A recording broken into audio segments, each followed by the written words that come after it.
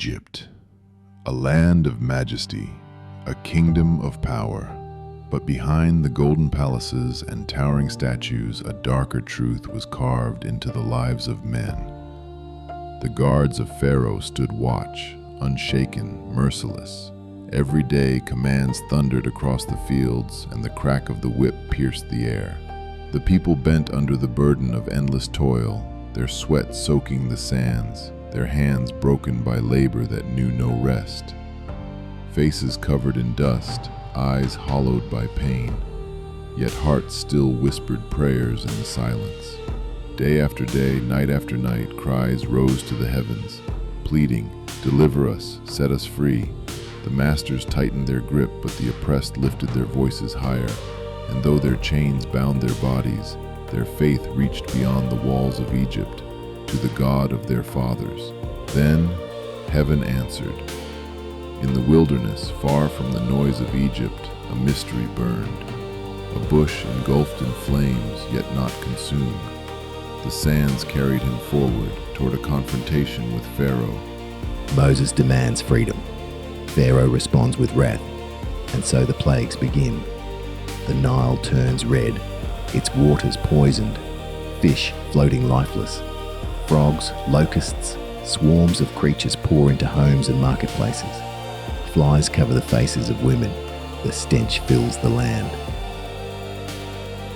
The sky rains fire, hailstones blazing with flame, striking the fields. This was more than the story of a nation. It was the story of God's hand in history, a God who breaks chains. Darkness swallows the city.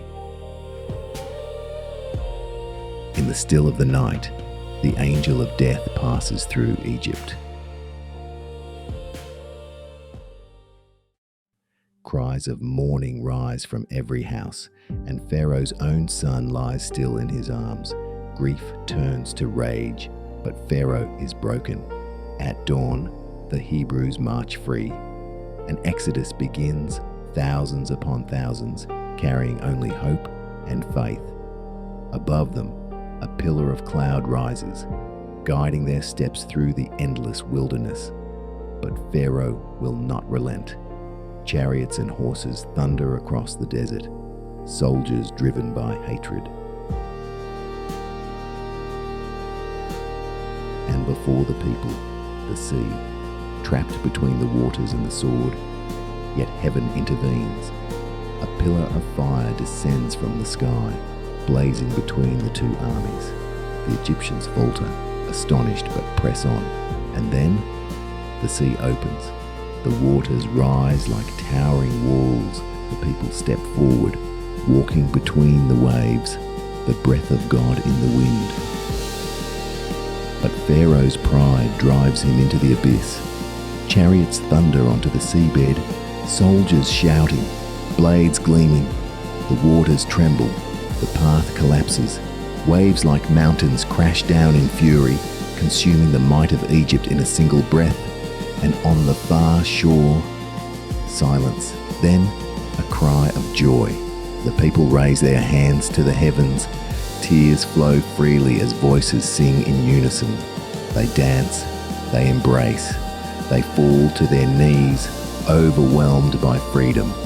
Miriam lifts a tambourine, her song leading the multitudes in worship. Faces glow with divine light as the morning sun breaks over the sea. It was the story of God's hand in history, a God who breaks chains, who hears the cries of the oppressed, who calls the unlikely and sends them with his power. From the depths of slavery to the promise of freedom, the journey had begun.